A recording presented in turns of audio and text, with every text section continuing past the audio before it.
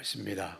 여러분이 큰 기도의 제목을 가지고 기도의 동산에 올라오셨을 텐데 무엇보다도 기도의 응답도 받으시고 하나님께서 또 준비하신 큰 은혜와 복을 누리게 되시기를 바랍니다. 이제 오전에는 우리가 어떻게 하면 복된 인생을 걸어갈 수 있을까? 하나님이 주신 사명을 아름답게 감당할 수 있을까? 먼저는 잘 들어야 된다. 그런 말씀을 오전에 잠깐 드렸습니다. 믿음 들음에서 난다 그랬는데 우리가 주위에서 많은 얘기들, 소리들, 또 많은 음성들이 들려오는데 그 가운데 정말 내가 들어야 될 게 뭘까? 그걸 구별해서 듣고 바로 듣고 또 이게 우리의 축복된 삶의 아주 중요한 관건이다. 그런 말씀을 드렸습니다. 그래서 들어야 할 것을 들어라 그랬는데 오늘 이제 두 번째 시간에는 누가복음 오늘 10장에 나와 있는 말씀을 통해서 보아야 할 것을 보거라. 한번 따라해 보겠습니다. 보아야 할 것을 보아라.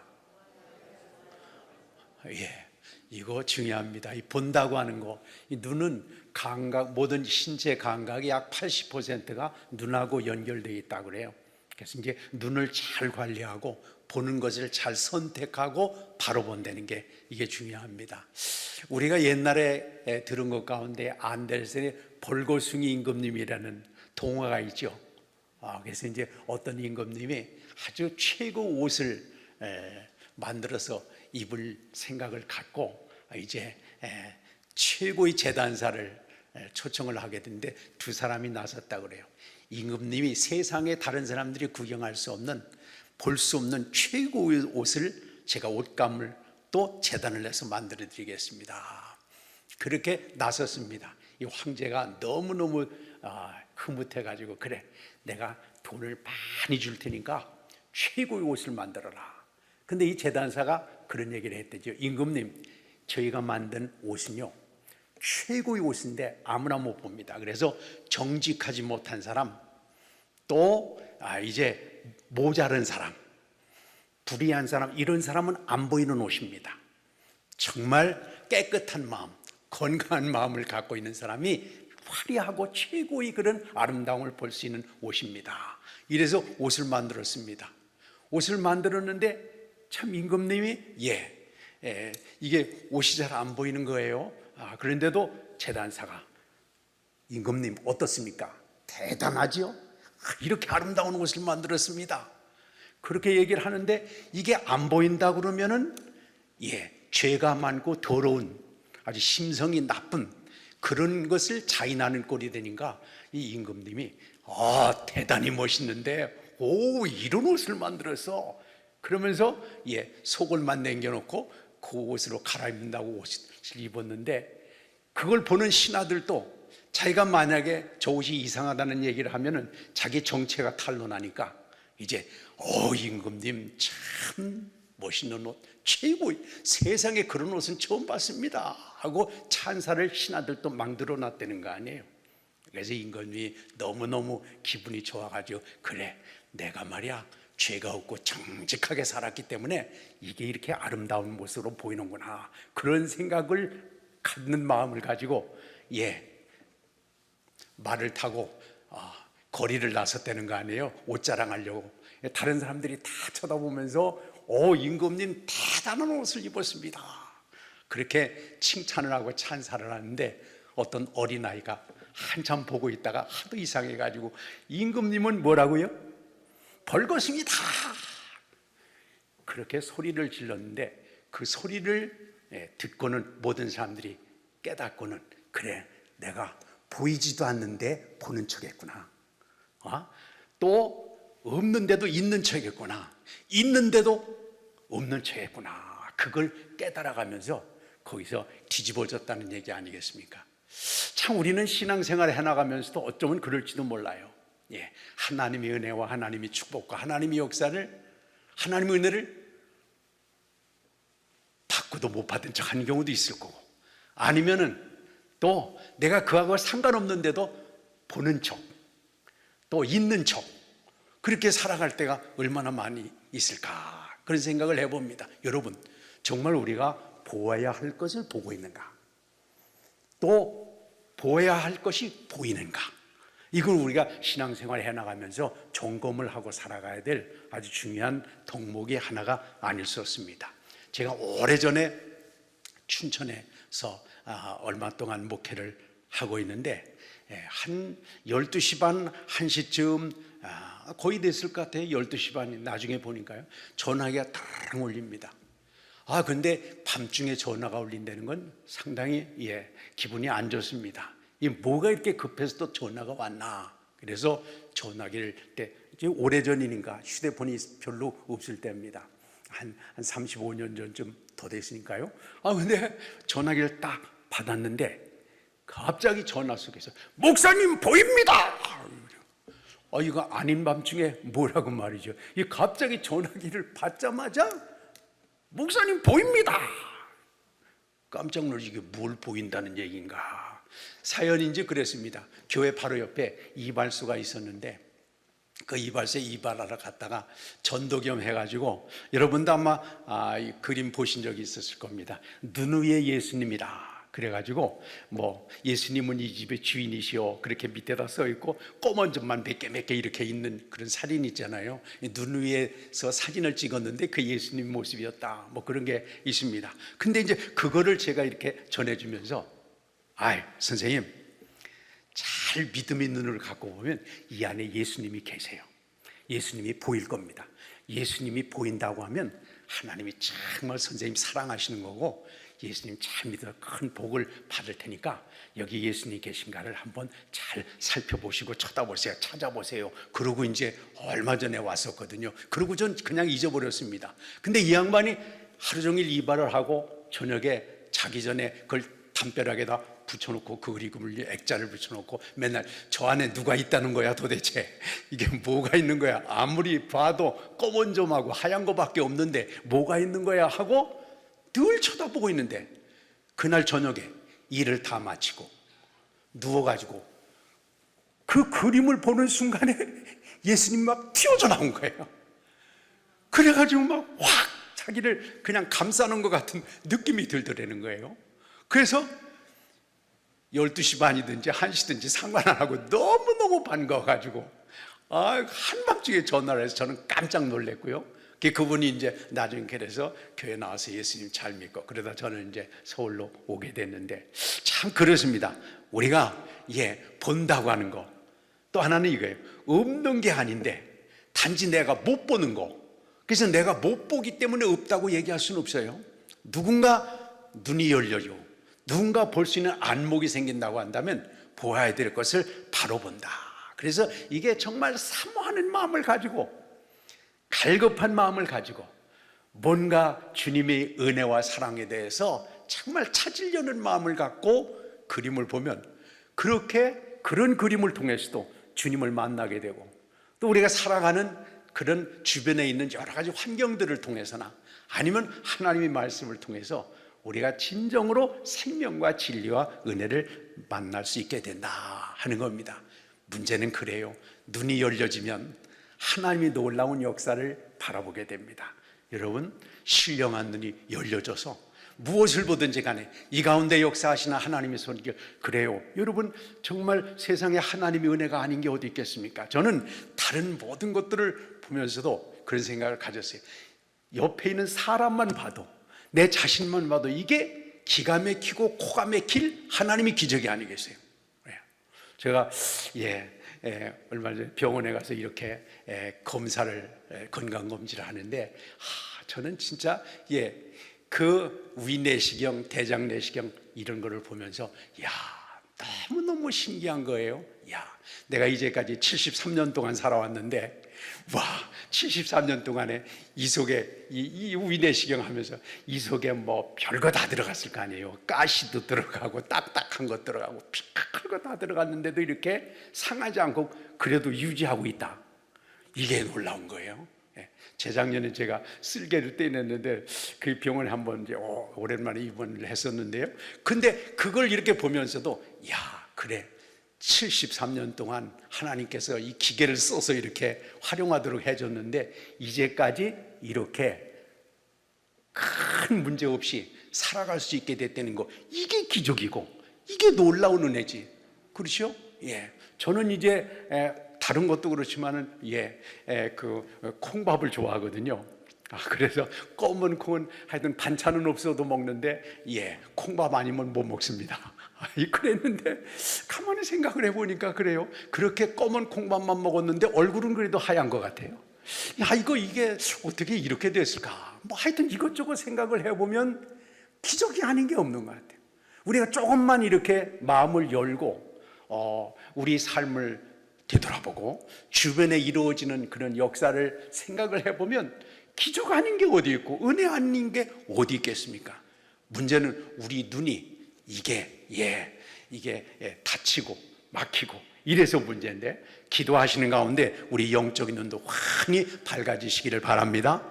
민수기 22장에 보면 우리가 아는 것처럼 이 모압 왕 발락이라고 하는 사람이 이스라엘을 저주하도록 발람이라는 선지자를 불러가지고 이스라엘 저주하도록 주문을 바라가지 합니다. 미끼도 주고 이제 복제도 보내고 막 이래가지고 이 발람을 유혹하는데, 발람이 나중에는 좀 마음이 설깃하니까 하나님께서도 너희는 가려면 가라 이래가지고 이제 발람이 발락한테 가서 이스라엘을 저주하려고 이제 떠나는 내용들이 성경에 보면 나오지 않습니까? 근데 그가 나귀를 타고 가는데 그 포도원을 지나가지고 담벼락인 담 있는 데를 가운데를 갔는데 담의 결정적인 순간에 성경에 보면 그런 게 나오지 않습니까? 막 이제 이 나귀가 앞으로 가지 못하고 엉거주춤 않고 막 난리를 피는 겁니다.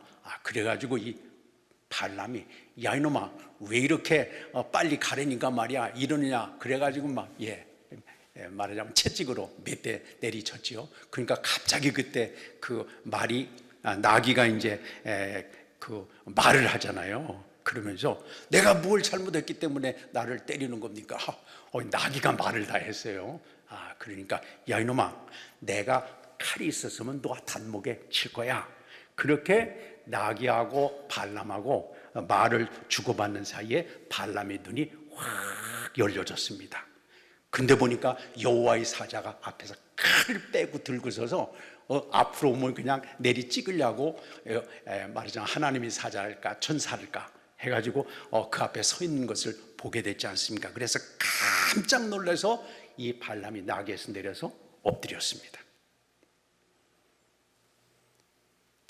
우리가 정말 성질도 부리고 화도 내고 감정 표현도 하고 내 맘대로 막 휘젓고 다니고 왜 이럴까요? 눈이 안 보여서 그렇습니다. 하나님께서 필요한 것들을 다 챙겨놓으셔서 때로는 우리를 막을 때도 있고 때로는 우리를 또 채찍으로 내리칠 때도 있고 때로는 아프게 하고 고통스럽게 할 때도 있는데도 불구하고 우리가 그 하나님의 손길을 보지 못하고 엉뚱한 데 화풀이를 하고 그렇게 할 때가 얼마나 많은지 모릅니다. 보는 것도 중요합니다만 이 보는 것에 눈이 여러 가지 있는 것 같아요. 이 육신의 눈도 참 중요합니다. 이 눈이 그래서 빛과 또 모양과 색깔, 크기, 입체감 이런 것들을 이 눈이 보잖아요. 육신의 눈이라고 얘기할 수 있을 겁니다. 그래서 눈이 역할을 잘 해야 됩니다. 그래서 눈을 잘 봐야 돼요. 두 번째는 또 지성의 눈도 있습니다. 눈만 떴다고 보는 것이 아닙니다. 오히려 세상이 돌아가는 도리가 뭔가, 이치가 뭔가 이런 것들을 봐야죠. 우리는 정치를 보면서도 이게 어떻게 돌아가는지, 경제가 지금 어떻게 돌아가는지, 이 사회적인 분위기가 어떤지 잘 모르고 내 마음대로 내 뜻대로 할 때가 많지 않습니까? 더 많은 관심을 갖고 사회를 분석하고 또 사회를 조리 있게 엮어가고 나갈 수 있는 그 지혜 있는, 이게 지성이 있는, 이게 참 중요합니다. 그래서 우리가 물리가 터 있다 그렇잖아요. 세상 돌아가는 정세를 보면서도 가령 선거를 한다든가 아니면 이 우리나라 여러 가지 정세를 보면서도 우리는 그저 말하는 게 텔레비전에서 의도적인 내용을 갖고 뉴스로 전해주는 그게 진짜인 줄 알고 그냥 받아들이는데 그것도 사실 그 사람들이 시각에서 보는 거지 완전한 게 아닙니다. 근데 지성의 눈이 떠 있는 사람은 말을 듣는다고 해서 그대로 평가하는 것이 아니라 그 이면에 숨겨져 있는 그 행간에 숨겨져 있는 그런 뜻을 분별하면서 세상을 다 분별해 나갈 수 있는 거예요. 이 지성의 눈이 우리에게 참 중요합니다. 세 번째는 또 양심의 눈도 있습니다. 자신의 양심과 내면의 모습을 바라볼 수 있는 열린 눈. 이게 참 또 우리 인간은 중요하잖아요. 무엇보다도 우리 인간은 하나님께서 양심이라는 것을 주셨는데 이걸 통해서 자기를 갖고 가고 관리하고 또 챙겨나갈 수 있는 이 양심의 눈이 있다. 그래서 양심에 화인 맞은 사람이 있다는 그런 얘기가 있잖아요. 우리가 이 눈이 떠져야 됩니다. 네 번째 중요한 눈이 있다고 한다면 이건 우리가 아는 것처럼 하나님의 은혜와 손길을 바라볼 수 있는 영적인 눈이 가장 중요합니다. 그래서 우리가 육신의 눈은, 지성의 눈, 양심의 눈이랄까 뭐 이런 것들이 조금 부실하고 약간 모자라고 약간 치우쳤다고 하더라도 이 모든 것들을 구슬이 서말이라도 끼어야 보배가 되는 것처럼 이 모든 것들을 의미 있게 하나로 갖고 나갈 수 있는 귀중한 눈이 있는데 이게 바로 영적인 눈입니다. 영적인 눈이 띄어져 있다고 한다면 세상의 모든 사람들이 보지 못하는 하나님의 역사를 누릴 수 있습니다. 자, 성경에 보면요, 안나라는 사람이 있었잖아요. 근데 이 안나가 수십 년 동안 혼자 돼서 성전에서 하나님의 은혜를 갈망하면서 간절히 기도하고 있었는데 마침내 요셉과 마리아가 아기 예수님을 데리고 성전에 올라갔잖아요. 그랬는데 그 아기 예수님을 바라보면서도 안나는 바로 이분이 우리에게 하나님께서 주신 구세주다 하는 걸 알아보고 노래한 내용이 성경에 나오지 않습니까? 우리는요, 예수님께서 기적을 주시고 예수님께서 은혜를 베풀어 주시고 많은 것들을 주셔도 이분이 진짜 구세주인가, 진짜 믿으면 되나 왔다 갔다 하잖아요. 근데 안나는 어린애기 예수님이, 그 깐난쟁이 예수님이 기적을 베푼 것도 아닙니다. 뭐 특별한 모습으로 거기에 후광이 있었던 것도 아닐 것 같아요. 그랬는데도 불구하고 늘 기도하고 하나님 앞에 사모하는 마음으로 가지고 준비하고 있으니까 어린아이를 보면서도 기적을 일으킨 바도 아닙니다. 예수님이 설교한 바도 아닙니다. 아무것도 아닌데도 불구하고 이 어린아이를 보는 순간에 하나님께서 우리에게 주신 구세주입니다 하고 고백할 수 있는 눈이 열렸다는 거예요. 이거 얼마나 중요한 일인지 모릅니다. 사랑하는 여러분, 정말 우리도 보아야 될 것을 보고 바로 보고 그 가운데서도 신령한 눈이 열려져서 이 모든 것들의 손해까지도 다 보상하고도 남은 하나님과의 관계성을 깨닫고 하나님 축복의 길을 알게 되는 이 신령한 이 영적인 눈이 열려지시기를 바랍니다. 육신의 눈이 밝아야 되죠. 그래야 힘있게 살아갈 수 있습니다. 지성의 눈이 밝아야 됩니다. 그래야 지혜롭게 살아갈 수 있습니다. 양심의 눈이 어두워서는 인간답지를 못하죠. 무엇보다도 중요한 영적인 눈이 열려진다고 하는 것, 이것만큼 중요한 일이 없습니다. 왜냐하면 우리 인생의 진정한 주인이 누군가 하는 것은 영적인 눈이 열려져야 알 수 있는 거 아니겠어요? 그 길을 바로 볼 수 있는 것이 바로 그 일입니다. 하나님의 섭리를 깨닫게 되고 하늘에 대한 소망을 갖게 되고 하나님의 은혜의 방향성을 깨달을 수 있는 것, 이게 바로 영적인 눈입니다. 영적인 눈이 열려져야 됩니다. 요한복음 9장 39절에 보면 그랬습니다. 예수께서 이르시되 내가 심판하러 이 세상에 왔으나 보지 못하는 자들은 보게 하고 보는 자들은 맹인이 되게 하려 오셨다 그랬습니다. 주님이 판단하시기에는 세상 사람들은 보지 못하는 자들이 있고 아예 깜깜한 자들입니다. 다른 한편으로 자기는 보는 것 같은데 실질적으로 엉뚱한 것만 보는 사람들이 있다. 이렇게 주님은 이걸 구분을 해 놓으셨습니다. 그래서 예수님께서 본다고 생각하는 사람들에게 당신이야말로 맹인이야, 당신은 본다고 눈을 껌뻑껌뻑 하지만 너는 볼 거 진짜 아무것도 못 보는 거야. 그걸 주님께서 깨닫게 하기 위해서 이 땅에 오셨고, 그리고 못 보는 자들에게 신령한 눈을 열어서 하늘의 소망을 보고 십자가의 은혜를 깨닫게 하고 하나님께서 나에게 주신 은혜의 관계성을 잘 갖고 나갈 수 있는 그런 길을 보여주시기 위해서 주님께서 오셨다고 그랬습니다. 우리가 아는 것처럼 라오디게아 교회 얘기가 요한계시록 3장 18절에 보면 나오죠. 안약을 사서 눈에 발라 보이게 하라 그랬습니다. 그 라오디게아 사람들이 그랬어요. 자기는 나 이렇게 가지고 있고 나 이렇게 많은 걸 부유하게 있고 나 부자야, 나 부족한 것이 없는 사람이야, 그렇게 생각을 했는데 예수님께서 보시기엔 참 초라한 존재들이라는 겁니다. 우리가 아는 것처럼 재산을 많이 그 수입을 잡아가지고 정말 곡식 더미를 마당에다도 방에다도 잔뜩 쌓아놨다는 얘기를 예수님께서 한번 하셨어요. 그런데 그랬습니다. 네 예비한 것이 네 것이 되겠느냐? 오늘 밤에 내가 네 영혼을 찾아간다고 한다면 너는 정말 부자가 아니라 가난뱅이야. 네가 가지고 있는 모든 것들 네가 쓸 수 있는 게 아니야. 너는 많은 걸 가진 줄로 착각하고 있지만 그건 네 거가 아니야. 너는 실상은 가난한 사람이야. 그렇게 주님께서 말씀을 해주셨잖아요. 라오디게아 교회 교인들이 그랬습니다. 엄청나게 가지고 있는 것 가운데 같지만은 그러나 사실은 그들은 가난한 사람이었습니다. 우리가 볼 수 있는 걸 보는 거, 이게 중요하죠. 그렇습니다. 왜 인간에게 하나님께서 이렇게 지성의 눈도 양심의 눈도 또 영적인 눈도 사실 우리에게 주셨는데 우리가 왜 그걸 바로 보지 못하고 엉뚱한 삶을 살아가고 있는가? 죄인으로 태어난 인간이 이미 양심의 먹칠이 돼가지고 영적인 눈이 어두워서 그래서 보지 못하게 됩니다. 편견과 교만과 이기심과 이런 색안경들이 씌어져 있어서 온 세상이 편견, 이기심, 교만 이런 눈으로 바라보게 되니까 실체를 보지 못하고 엉뚱하게 뒤틀린 모습으로 보고 맙니다.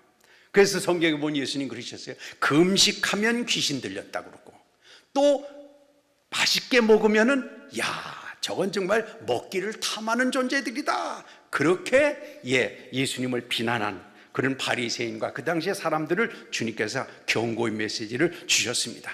예수님은 무언가 우리를 깨우쳐 주시고 보게 해주시고 듣게 해주시고 또 인정해 주시고 그런 것들을 보게 하시기를 원하시는데도 불구하고 사람들은 자꾸만 엉뚱한 것에 관심을 갖는 경우가 많이 있습니다. 그래서 예수님께서 당신들은 말이야 진짜 볼 걸 보지 못하는 거야. 그러니까 거기 40절에서 바리새인들이 그렇게 나와서 예수님께 막 대들었습니다. 그런 말이죠. 우리가 시각장애인이란 말이에요? 우리가 보지 못한단 말이에요? 그리고 기분 나쁜 듯이 대들었습니다. 그때 주님이 그러셨어요. 당신들이 나는 맹인이다 그렇게 말했다면 당신 복일 거야. 왜냐하면 내가 보지 못하니까 보고 싶다. 뭔가 봐야 되겠다. 보는 거에 대해서 관심 갖고 내 삶을 바꿔야 되겠다. 노력이라도 했을 거 아니냐. 근데 자칫 나는 잘 본다 생각하니까 자기 시각에 대해서 문제성을 전혀 느끼지 못했습니다. 예수님의 말씀이 선포되려고 할 때에 그들이 회개하고 깨닫고 하려고 하는 것이 아니라 오히려 주님을 가르치려고 드는 사람들이었습니다. 주님이 이런 사람들을 향해서 보는 자들을 소경되게 하기 위해서 오셨다 그랬어요. 그리고 소경은 보게 해주겠다 그랬어요. 여러분 하나님 앞에 설 때마다 내가 뭘 봅니다. 내가 압니다. 내가 다 알고 있습니다. 그러지 말고 하나님 저는 잘못 보는 소경이나 마찬가지입니다. 저는 참 본다고 하지만 껍데기만 봅니다. 저는 본다고 하지만 그냥 피상적인 것만 봅니다. 저는 맹인입니다. 주여 눈뜨기를 원합니다. 사모하는 마음을 가지고 주님께서 열어주시는 보게 해주시는 그런 삶을 살아가게 되시기를 바랍니다. 보이지 않아서 문제지만 보지 않아야 될 것을 보는 경우도 참 많이 있습니다. 자꾸만 자기 존재감, 자기가 하나님 앞에서 이렇게 사랑받고 또 하나님이 또 관심 갖는 그런 존재인다고 하는 생각을 갖고 자기를 바라보지 않고 자꾸만 옆에 있는 사람하고 비교의식을 가지고 사람들이 나는 저 사람 저렇게 보고 나는 어떻게 볼까? 교회 가면 사람들이 나를 뭐라고 그럴까? 이거 입고 가면 어떻게 판단할까? 저렇게 하면 어떻게 할까? 그렇게 비교되는 부족한 모습이 늘 눈에 어글거리고 우울했던 과거의 경험들이 자꾸만 그게 보이고 내 자신의 약점이 자꾸만 머릿속에 떠오르고 보이게 되고 남편이나 아내를 봐도 왜 저렇게 못생겼는지 왜 저렇게 구질구질한지 왜 그렇게 다른 사람처럼 사회적으로 인정받지 못하는지 자꾸만 그런 것들이 보이는 경우가 있습니다. 이게 참 문제 가운데 하나죠. 하나님께서 그리스도의 보혈로 씻어주시고 용서해 주셨음을 믿으면서도 과거의 추한 모습이 자꾸만 떠올라서 거기에 묶여가지고 끌려 들어가는 경우가 많이 있는 것이 현실입니다. 어느 날 오래전입니다만은 우리 교회 집사님이 애가 이제 돌이라고 해가지고 돌잔치 지금도 생각나요. 강남 어디서 음식점에서 돌잔치를 하고 이렇게 나오는데 그 여집사가 저한테 그래요. 목사님, 애 아빠가요 저보다 키가 적은 걸 오늘 알았는데요. 그래서 아니, 무슨 얘기를 하는 거요? 조집사가 키가 훨씬 적지. 제가 그랬더니 아이고 저는 오늘 그걸 알았어요. 어떻게 된 거요? 나중에 얘기를 했더니 그 자기 남편인 그 조집사가 사람이 참 좋아요. 그러니까 처녀 때 사귀면서 그 넓은 가슴, 마음, 씀씀이 그런 것들을 보면서 키는 적지만 사람을 크게 본 거예요. 야, 이 남자는 정말 가슴이 넓은 사람이구나, 마음이 푸근한 사람이구나, 괜찮은 사람이구나. 그래서 사랑에 폭 빠져가지고 자기 남편이 자기보다 키가 적은 게 전혀 안 보였던 거예요. 근데 딸내미를 낳아가지고 돌잔치 끝나고 난 다음에 자기 남편이 자기보다 적은 게 그때 보이더래요. 그래서 잘했어. 결혼하기 전에 보였으면 끝장날 건데 그래도 이제 빼도 박도 못할 상황에서 보였으니까 다행이다. 근데 그래요, 우리가 어떤 사실을 이렇게 바라보면서도 무엇을 바라보느냐에 따라서 크기가 달라지고 또 방향이 달라지고 하나님이 역사를 이루는 그런 방향이 전혀 달라지는 모습을 우리가 봅니다. 그래서 잊어버려야 될 것은 과감하게 잊어버리고 보지 않아야 되는데 우리 눈이 자꾸만 부정적인 거, 또 필요 없는 거, 그런 것이 자꾸 눈에 어른거리게 되면 그 인생은 안 된 인생이 되고 마는 겁니다. 아마 미국 남북 전쟁의 전이었던 것 같습니다. 그 큰 농장을 하고 있는 그런지에 어떤 한 소년이 찾아왔어요. 소년이 찾아와가지고 정말 농장 주인님, 제가 갈 곳이 마땅치 않아서 근데 열심히 여기서 이제 일을 하고 돌봐드릴 테니까 저를 좀 일꾼으로 써주시면 어떻겠습니까? 조그마한 소년이 그렇게 얘기하는 거예요. 이 밀빵을 하나 지고 왔는데 그래서 그래 그렇게 해라, 일손도 부족한데. 그래서 열심히 일을 하는데 이 조그만 애가 소년이 상당히 성실합니다.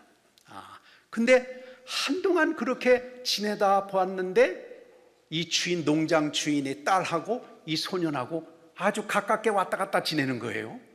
그래서 이 농장 주인이 기분이 좀 안 좋았습니다. 내 사랑하는 외동딸인데 저 딸을 말이야 좋은 신랑감을 만나도록 해야 되는데 어디서 굴러온지 알 수 없는 이 논팽이하고 말이야 이게 일꾼 머슴하고 말이야 이렇게 눈이 맞은 것 같이 잘 돌아다니는 것을 보면서 마음이 기분이 나빴습니다. 그래가지고 몇 번 경고를 주다가 그 소년을 불러가지고 너 우리 집에 더 이상 일꾼이 필요하지 않으니까 나가줬으면 좋겠다. 그래가지고 내쫓아버리고 말았습니다. 그러고 나서 시간이 10년, 20년, 한 30년쯤 흘렀습니다. 이 농장 주인이 창고를 정리하다가, 근데 그 머슴은 자기들은 농장 주인이 집에서 잤지만 머슴은 창고에서 잤습니다. 근데 창고를 정리하다가 가방을 발견하게 됐습니다. 30년 전에 내쫓았던 그 소년이 깜빡 잊고 내겨놓고 온 가방인데 그 가방을 열어보니까 거기에 이름이 이렇게 써 있었습니다. 제임스 A. 가필드. 제임스 A. 가필드? 저도 어디서 들은 이름 같은데? 제임스 A. 가필드. 몇 번 이름을 되뇌이는 순간에 깜짝 놀랐습니다. 쫓아낸 후에 한 30년인가 40년 후에 그때 미국의 대통령이 제임스 A. 가필드였습니다. 이 소년이 거기서 쫓겨나서 정말 열심히 노력하고 힘을 해서 마침내 대통령까지 됐는데 이 농장이 굴러온 떡을 발로 찼구나. 내가 주인이라고 하는 내 어떤 자존심이라 할까 이런 것만 교만한 마음이 잔뜩 차 있다가 결국은 정말 우리 딸내미가 대통령 영부인이 될 뻔했는데 그랬는데 내가 이렇게 발로 차고 말았구나, 크게 후회했다는 내용이 나옵니다.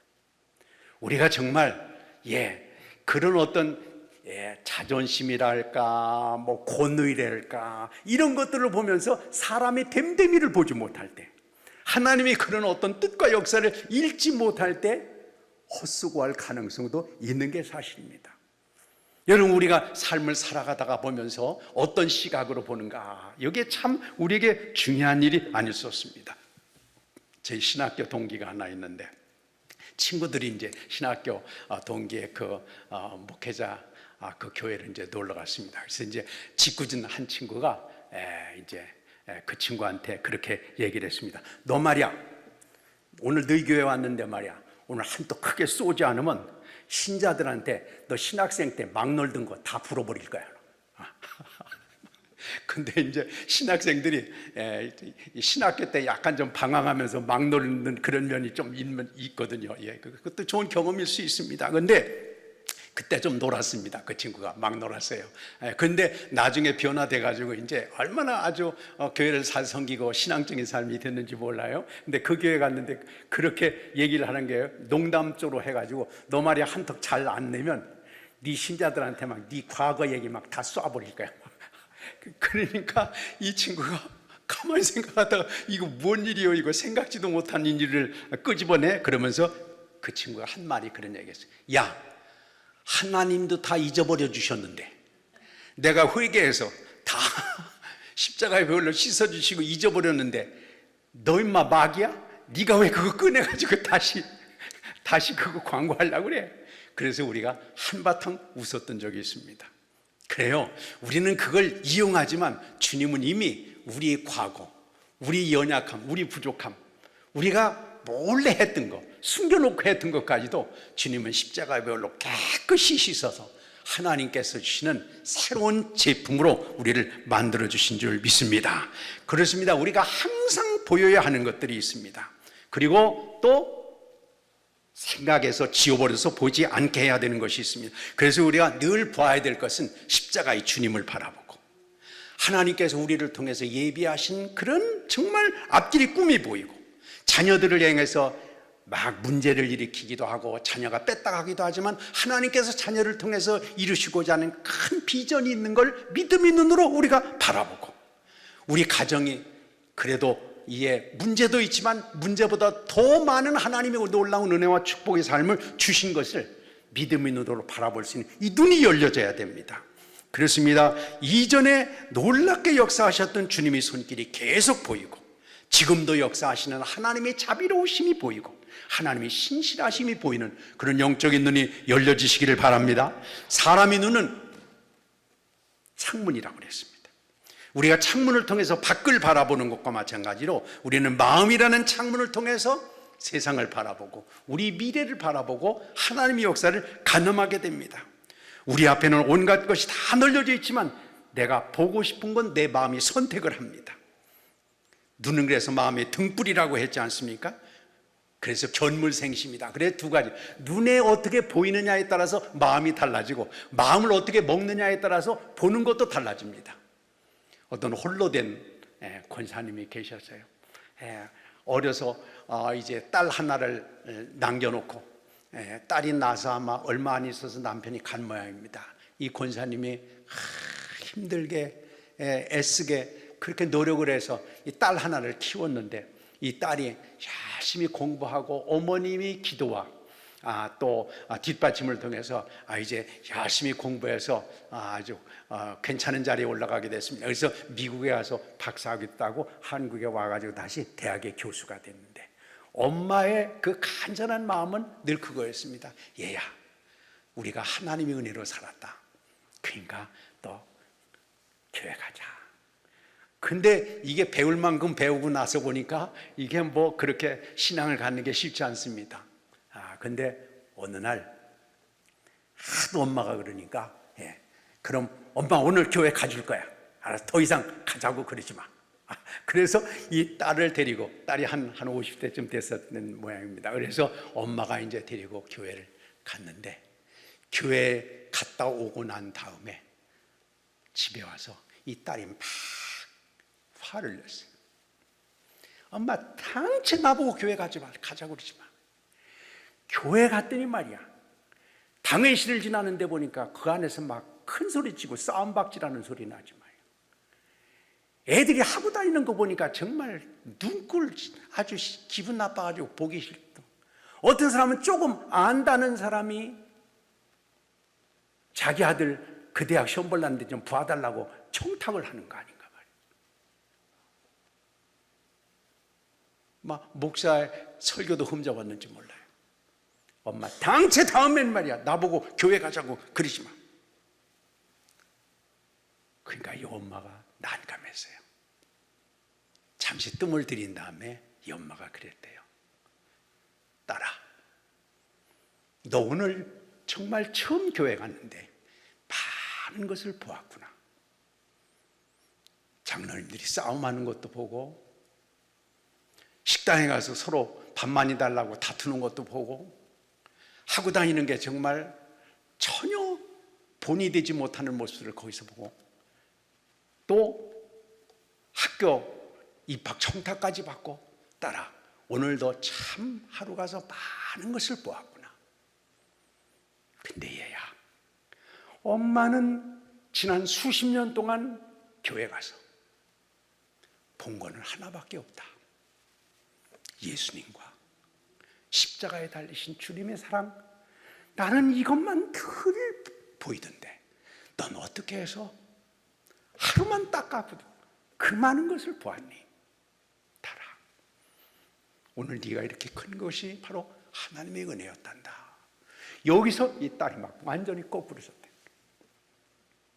엄마는 수십 년 동안 다녀도 그 많은 일들 가운데서도 시선을 집중을 십자가에 집중하고 주님의 사랑에 집중하고 주님의 사랑만 보였는데, 이 너무너무 잘난 딸, 그 기도, 그 엄마의 기도로, 그 믿음의 헌신과 충성을 통해서 커온 딸은 하루 닦아가지고 부정적인 것만 잔뜩 보고 와서 그렇게 불평했다는 그런 얘기가 있습니다. 여러분, 우리가 하나님 앞에 나오고 신앙생활을 하면서 참 어떻게 보면 이 딸처럼 정말 별일도 다 보는 경우도 있습니다. 그러나 여러분, 우리의 시선을 정말 보아야 될 것을 보는지, 아니면 그냥 지나갈 거, 아니면 그냥 젖혀놔야 될 거, 아니면 그냥 모른 척하고 가야 될 그런 것에 우리 삶을 집중하고 있는지 한번 점검을 해볼 필요가 있다고 봅니다. 우리 이 안경에 이물질이 끼게 되면 잘 보이지 않습니다. 어떤 색깔이 칠해지면 대상이 정상으로 보이지 않습니다. 많은 사람들이 이기심과 탐심과 또 죄로 말미암아 이 안경이 시커매지거나 색깔이 입혀져 있거나 아니면 더럽혀져 가지고 정상을 바라보지 못하고, 그러면서 그 비정상인 것에 대해서 오히려 바꾸려고 하지 아니하고 그것에 비판하고 원망하고 탓하고 짜증하며 넘어질 때가 얼마나 많습니까? 여러분, 행복이 뭘까요? 보아야 할 것이 보이면 행복인 것입니다. 불행이 뭘까요? 보아야 될 것은 보지 않고 보지 않아도 되는 것에 마음을 뺏기고 따라가게 되면 그게 불행인 것입니다. 예수님께서 오신 이유가 바로 이렇게 보지 못하는 사람들을 보게 하기 위해서 주님께서 오셨다 그랬습니다. 우리가 하루의 삶을 살아가면서요, 얼마나 많이 부정적인 얘기를 하고 불신앙적인 얘기를 하고 원망적인 얘기를 하고, 여러분 그런 거 따지면 정말 저도 하나님 앞에 아주 어디로 숨고 싶은 구멍을 찾을 정도가 될 겁니다. 그럼에도 불구하고 주님은 한순간도 우리를 거부하지 아니하시고 70번씩 7번이라도 용서해 주시며 우리를 찾아오시고 인도하시는 주님, 그리고 우리를 주님께서 깨끗해서 기뻐하시는 것보다는 우리의 죄악을 인정하고 그 죄악을 품어주시는 주님의 사랑을 노래할 때 하나님 우리를 더 기뻐하십니다. 주님이 주신 놀라운 은혜와 축복을 오히려 찬양하고 고백할 때 하나님께서 우리를 참으로 칭찬해 주시고 귀하게 써주십니다. 사람이 은혜를 받으면요, 영적인 눈이 확 열려서, 영적인 눈이 열려지면 보아야 될 것을 선택해서 보게 되는 겁니다. 아까 어떤 권사님처럼 수십 년 동안에 별일 다 많지 않았겠습니까? 그럼에도 불구하고 내가 봐야 될 것은 나를 위해서 십자가를 지신 주님, 지금도 부활하셔서 승리를 약속해 주시고 인도하시는 주님, 그 주님에 집중하게 되는 것은 영적인 눈이 열렸기 때문입니다. 그리고 예수님이 가장 크게 크게 보이는 삶이 되시기 바랍니다. 예수님의 능력이 가장 본능으로 느껴지게 되시기를 바랍니다. 그게 바로 우리가 봐야 될 실상입니다. 근데 은혜가 빠지게 되면요, 자꾸 지나가야 될 것에 대해서 신경이 쓰이게 되고 잊어버려야 될 것이 자꾸 거기에 미련을 두게 되는 게 사실입니다. 은혜가 빠지면 내가 완전한 듯이 느껴져요. 문제는 다른 사람인 것, 다 다른 사람이 문제인 것 같이 느껴집니다. 세상이 원망스럽고 불평거리만 보입니다. 이게 화입니다. 은혜를 받게 되면 내 눈에 있는 정말 적은 것들까지도 들보처럼 아픔으로 보이고, 남의 그런 여러 가지 일들이 오히려 정말 긍휼의 대상으로 느껴지지 비판과 원망의 대상으로 느껴지지를 않습니다. 은혜가 빠지면 내 눈에는 들보가 있는데도 불구하고 그건 보지 못하고 다른 사람들의 눈에 있는 티만 자꾸 골라내도록 요구하는 것이 우리 현실이 될 겁니다. 우리가 왜 늘 낙심합니까?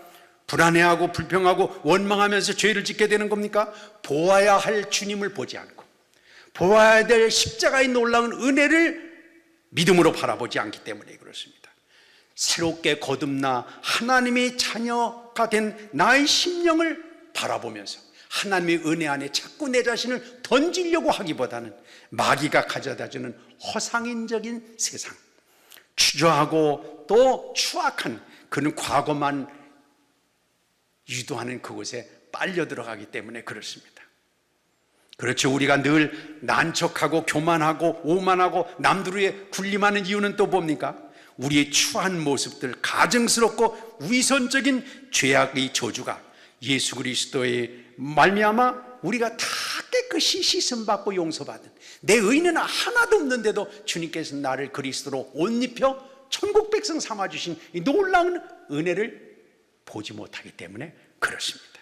나의 연약함을, 나의 추함을 덮어주신 것이 바로 주님의 은혜의 십자가인 것을 알지 못하고, 내가 조금 뭐 헌금한 거, 내가 조금 충성한 거, 내가 조금 뭐 교회 안에 선교회에서, 구역에서, 셀에서 뭐 충성하고 한 것에 대해서 자꾸만 보이기 때문에 그렇습니다.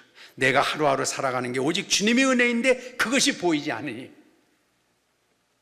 우습게도 교만한 마음이 생기고 원망스러운 마음이 생기게 되는 것이 현실입니다. 눈이 바로 열려야 보아야 될 것을 보게 됩니다. 우리에게 필요한 것, 물질, 명예, 건강, 참 그런 것도 우리 살아가는데 피치 못할 요소들입니다.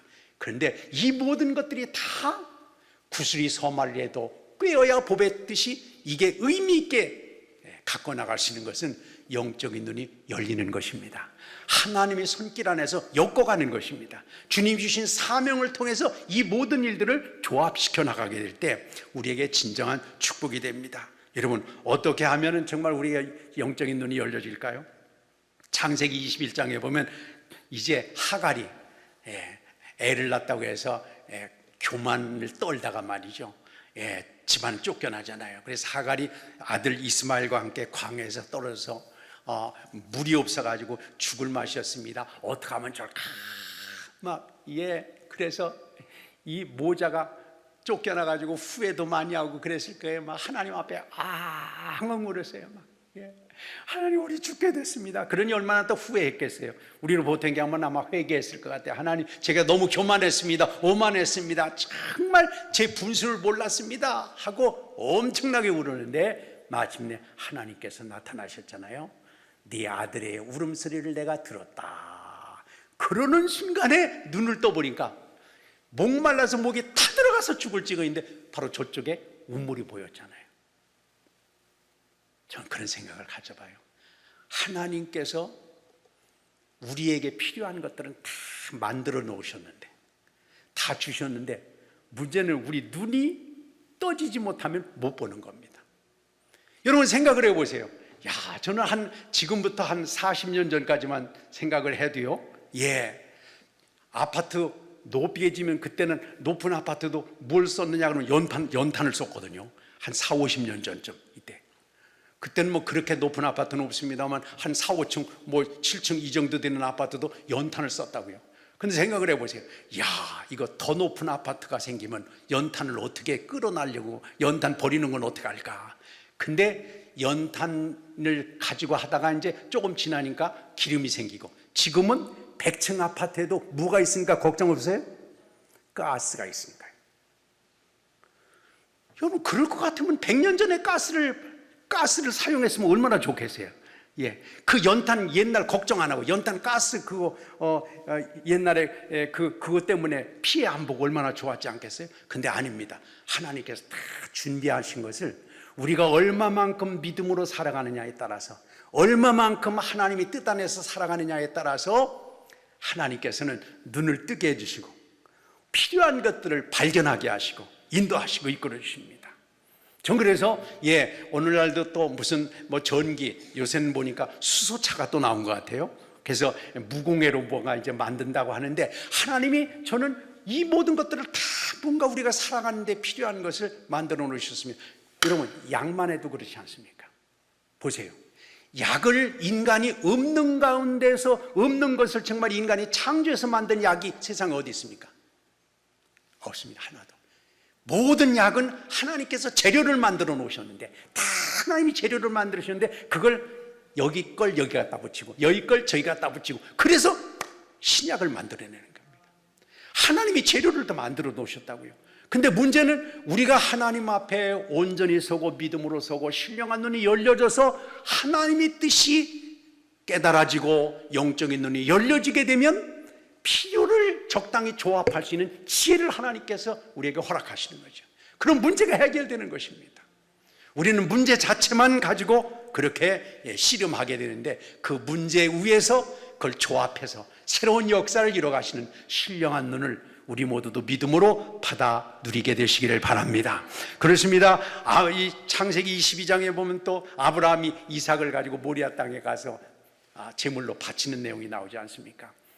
얼마나 정말 심각한 상황이었는지 몰라요. 우리가 볼 때는 여러 가지 그 내용이 얽혀져 있습니다만, 그러나 어쨌거나 아들을 죽여서 하나님 앞에 바친다고 하는 것은 정말 보통할 수 있는 일이 아닙니다. 근데 끝까지 아브라함이 그냥 주신 자도 하나님이시니 데려가신 자도 하나님이시다, 그런 마음을 가지고 아들을 제물로 그냥 바치려고 하는 순간에 하나님께서 너무너무 급하셔가지고 아브라함아 아브라함아 부르신 다음에 보니까 바로 옆에 제물로 쓸 양이 있었다고 하잖아요.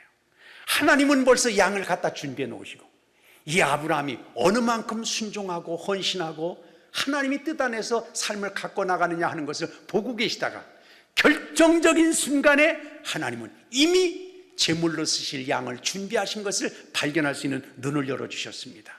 사랑하는 여러분, 기도하는 가운데 아브라함처럼 이렇게 우리 가정을 위해서 준비하시고, 이렇게 기도하고 하나님 앞에 정말 믿음으로 충성하시는 가운데 내 자신과 또 자녀들을 위해서 준비하신 제물되는 양과 같은 아름다운 삶이 발견되어지고 누려지게 되시기를 바랍니다. 그렇습니다. 우리 눈이 열려져야 되는데, 가령 마가복음 15장에 보면 예수님이 십자가형을 집행하면서도 진솔한 마음을 가지고 주님을 바라보게 될 때 놀라운 일이 있었죠. 예수님께서 십자가에서 죽으시는 것을 바라보면서 백부장이 마가복음 15장 39절에는 그렇게 고백하잖아요. 이는 진실로 하나님의 아들이었구나. 저는 이게 놀라운 것 같아요. 왜냐하면 예수님께서 기적을 보이실 때, 예수님께서 금나라 뚝딱 은나라 뚝딱 했을 때 이분이 하나님의 아들이구나, 이걸 고백한 게 아닙니다. 십자가에서 죽으시는 그 순간을 바라보면서도 로마의 백부장이 이분이야말로 하나님의 아들이구나 하는 것들이 느껴지고 고백하고 믿어지는, 이것이야말로 최고의 기적이 아니겠습니까? 이게 진정한 믿음이 아니겠습니까? 이런 신령한 눈이 우리도 열려지게 되시기를 바랍니다. 또 우리가 잘 아는 것과 마찬가지로 누가복음에 보면 엠마오로 가던 두 제자에게 예수님이 나타나셨잖아요. 어깨가 푹 처져가지고 가고 있는데 예수님께서 이 양반들 왜 이렇게 맥이 빠져가지고 이러는 거요? 예수님이 그러셨어요. 그러니까 이 글로바와 한 제자가 이 양반아, 예루살렘에서 일어날 일도 못 들었어? 우리가 따라다니던 그 주님이 죽으셨는데 또 부활했다는 얘기도 있고, 헷갈려가지고 종잡을 수가 없어. 머릿속만 복잡하고 그래서 나 고향으로 내려가야 되겠어. 그래서 내려가는 거야 하고 예수님께 냈다 핀잔을 했습니다. 그리고 예수님께서 말씀을 풀어주시고 마침내 갈 때까지 가가지고 예수님이 눈을 확 열어주니까 자기들하고 대화했던, 자기들이 혼내켰던 분이 예수님인 게 눈에 확 보이는 순간에 주님은 사라졌습니다. 그래요. 저는 그래서 그런 생각하죠. 가다가도 어떤 때는 또 원망도 하고 불평도 하고 짜증도 하고, 운전하다 보면 기분 나쁠 때 많잖아요. 그냥 되지 않는 말을 확 내뱉고 나서 아이고 이거 글로바에게 함께 하셨는데 여기 함께 하신 게 아닐까. 주님은 하늘 끝에 가서도 거기 함께 하신다고 그랬습니다. 하나님께서 땅 끝에 하늘 끝에도 함께 하시는 하나님의 놀라운 은혜의 역사를 신령한 눈을 열어서 바라보면서 어느 한순간도 떠나지 아니하시는 주님을 함께하는 그런 삶이 되시기를 바랍니다. 눈이 열려져야 됩니다. 주님이 함께 하시고 인도하시는, 아까 말씀드렸죠, 73년 동안 이 몸이 이렇게 돌아갔다고 하는 거는 다른 것도 그렇지만 그래요. 간, 심장, 정수기 필터도 몇 달에 한 번씩 이렇게 바꿔줘야 되는데, 신장의 필터를 몇 년에 한 번씩 갈으세요, 여러분? 안 갈잖아요. 완전히 하나님 어떻게 이렇게 만드셨을까? 가만히 생각을 해보면 몸 구조 하나하나 이렇게 잠깐만 생각을 해도 하나님 은혜의 역사 아닌 것이 어디 있겠습니까? 그 역사를 찬양할 때, 그 역사를 감사할 때, 그 역사를 하나님 앞에 헌신하게 될 때 하나님이 더 큰 것으로 잡아주실 줄 믿습니다. 유명한 조각가 미켈란젤로는 어느 날 건축업자의 마당에 갔다 그래요. 거기에 얼룩지고 모양이 없이 귀찮게 버려진 큰 돌 하나를 보면서 미켈란젤로가 그랬다는 거예요. 저것을 나의 작업실로 옮겨주십시오. 저 대리석 속에는 천사가 갇혀있는 것이 지금 내 눈에 보입니다. 내가 그 천사를 그 바위 덩어리 속에서 해방시켜주고 싶습니다. 미켈란젤로는 그 큰 바위 덩어리 하나를 보면서 건축업자에게는 귀찮게 느껴지는 건축 폐기물이지만 다른 사람이 볼 때는 모양도 없고 그냥 큰 그런 돌덩어리에 불과했지만, 미켈란젤로는 그 돌 속에서 꿈틀거리는 천사의 환상을 믿음의 눈으로 바라본 거죠. 하나님 놀라운 이 역사를 바라본 거죠. 마침내 주님의 손에 붙들리게 되면 우리의 삶을 변화됩니다. 우리는 아무리 연약하고 부족하고 모자라고 또 덜 된 것 같아도 새로운 역사를 이루시는 하나님의 눈과 손길 안에서 바라볼 수 있는 그런 삶이 되시기를 바랍니다. 근데 우리가 신령한 눈이 좀 열려져야 됩니다. 이런 얘기가 있습니다. 어떤 임금이 중병에 걸렸대요. 근데 이 약을 쓰고 저 약을 쓰고 그래도 낫지를 않는 거예요. 그래가지고 이거 어떻게 하면 좋을까? 그래서 여러 의원을 데려다 봤지만 이제 시원치가 않았습니다. 근데 마침내 한 의원을 만나게 됐는데 이 의원이 임금님한테 그렇게 얘기했습니다. 임금님은 하루 종일 녹색만 쳐다보고 있으면, 하루 종일 녹색만 쳐다보고 있으면 임금님 병이 낫습니다. 보는 게 다 녹색일 때 임금님 병은 나을 겁니다. 그러니까 임금님이 낫는다는데 무슨 방법이 있겠어요? 그러니까 그 궁궐에서 그 날짜로 그냥 궁궐을 온통 페인트를 녹색으로 칠해놨습니다. 밥도 그냥 녹색으로 다 칠해가지고 밥을 먹습니다. 숟갈도 녹색이고 막 여기 얼굴도 머리도 다 녹색으로 칠해놨습니다. 근데 이 의원이 그 비법을 가르치고 난 다음에 한 일주일쯤 지난 다음에 이 궁궐을 찾아서 임금님이 어떻게 지내시나, 녹색만 쳐다보면 이제 병이 날 텐데 어떻게 지내시나 하고 궁궐에 찾아왔다가 이 의원이 놀래 자빠질 뻔했습니다. 궁궐이 온통 녹색인 거예요. 깜짝 놀래가지고 밥도 녹색이에요. 국도 녹색이고 반찬도 녹색이고. 의원이 깜짝 놀라서 이렇게 얘기했습니다. 여보시오, 임금님의 눈에 녹색 안경만 끼워주면 끝나는데 녹색 안경만 끼워주면 다 녹색으로 보일 거 아니에요. 근데 세상에 이런 모든 것들을 다 녹색으로 칠해놓으면 다른 사람을 어떻게 살라고 말이죠. 여러분, 우리가 무엇을 보든지 간에 선한 눈으로 보려고 그러고 뭐 긍정적인 눈으로 보려고 무엇을 보려고 이래서 해결되는 것이 아닙니다. 성령께 사로잡히면, 성령께서 우리의 심령을 새롭게 만들어주시면, 성령께서 우리의 신령한 눈을 바꿔주시면 우리의 모든 시각이 달라집니다. 안목이 달라집니다. 성령의 충만함을 받으면 우리 성경에도 나오는 것처럼 예수님이 제자들 보세요. 어린아이를 데리고 와서 꽥꽥 울고 그러면 냅대 핀잔 주고, 시각장애인 맹인이 오면 막 왜 소리는 지르냐고 냅대 내치던 이런 사람들이 오순절 성령의 충만함을 받으니까 그 마음에 사랑으로 막 넘쳐가지고, 우리가 아는 것처럼 사도행전 3장에 가서 나면서부터 안진뱅이 됐던 그 성전 입구에서 구걸하는 사람이 있잖아요.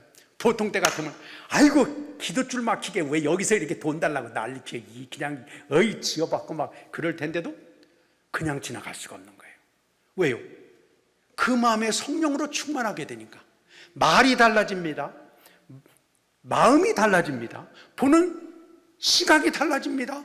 그래서 옛날 같으면 그냥 지나가고 돈 없으면 그냥 지나갈 텐데 내게 은과 금은 없지만 나사렛 예수 그리스도 이름으로 걸으라고 번쩍 일으키니까 하나님의 역사를 이루어 주셨잖아요.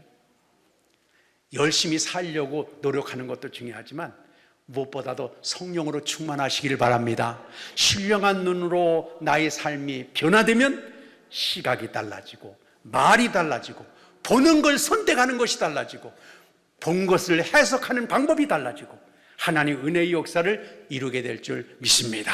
그래서 정말 세상을 살아가면서 우리 자녀에 대한 것도 현실 지금도 보지만 미래를 바라보고, 나를 바라보면서 약점도 많지만 하나님의 사랑이 더 크게 바라보고, 우리 교회 여러 가지 문제가 있지만 이걸 통해서 새롭게 이루어가시는 하나님의 섭리가 더 크게 보여지고, 우리가 챙겨야 될 세상에 많은 것들도 보이지만 그러나 가장 우리 눈에 변화산상에서 엘리야와 모세가 다 사라지고 예수님만 보였다고 그랬는데 예수님만 크게 보이고, 아까 말씀드린 대로 세상의 사람들은 교회 와서 한 번만 와도 별 이상한 거 다 봐가지고 원망과 불평하지만 우리는 수십 년 동안 나는 교회 가서 보이는 게 주님 십자가밖에 없다, 주님이 놀라운 사랑밖에 없다. 그것에 우리가 사로잡혀서 하늘의 소망의 눈이 활짝 열리고 하나님의 영광의 역사를 이루는 우리 모두가 되시기를 축원합니다. 기도하시겠습니다. 오늘 말씀을 생각하시면서 그렇습니다. 우리 문제는 뭘까요? 많은 것들을 우리가 봅니다. 구경거리도 찾아다닙니다. 이것저것 볼 게 많습니다. 그러나 문제는 보아야 할 것을 봐야 되는데, 보아야 할 것을 보는 게 아니라 보고 싶은 거 보고 보기 좋은 거 보고 보기에 즐거운 것만 찾아다니다가 우리는 넘어지고 쓰러지고 또 허덕대고 그럴 때가 얼마나 많은지 모릅니다. 주님, 문제는 볼 것을 찾아다니기에 앞서 내 심령을 성령께서 변화시켜 주시고 내 신령한 눈을 열어주시고 인도하셔서 내 시각이 성령님의 시각, 주님이 선택적으로 보게 하시는 시각, 하나님의 역사, 영광의 역사를 이룰 수 있도록 인도해 주시옵소서. 주여, 볼 것을 보게 해 주시옵소서. 주여, 세 번 간절히 부르고 하나님 앞에 기도하겠습니다.